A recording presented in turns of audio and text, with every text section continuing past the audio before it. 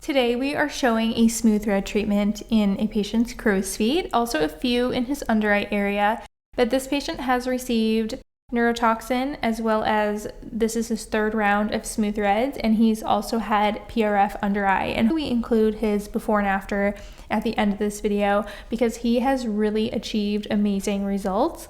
He actually started coming into the office because I see his wife as well, and she was kind of initiated him to come in, and he was a little bit skeptical, but once we kind of started with treatments, he has absolutely fallen in love. His results are very natural and subtle. You can't really tell that he has had anything done, but then when you put that before and after next to each other, it's really amazing. So here we are going in with smooth threads. These are 31 gauge by 30.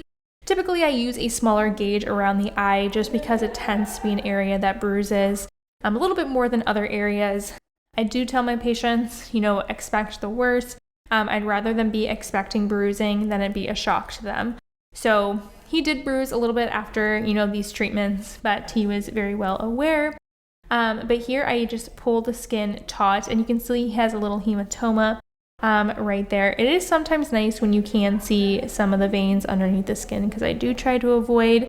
But overall, we're around the eye area. They are going to bruise, but just pulling that skin taut and going in and placing my smooth thread.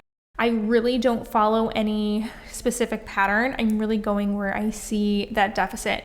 So wherever I see those fine lines forming from his crow's feet, that's where we're placing. And I just cross hatch. We did 10 threads per side.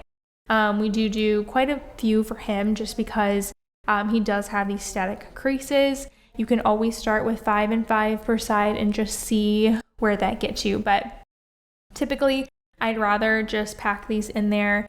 At the end of the day, they're probably going to bruise anyway, so I'd rather get the most collagen stimulation I can from each treatment. So he did get a total of 20 threads, but smooth threads are incredibly easy to place. Once you've placed a handful, you have placed 1,000.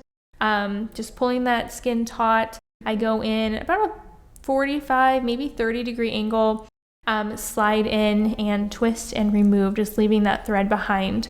Biggest thing is just making sure you are all the way pushed past that little pledget that you see there, a little marshmallow, if you will.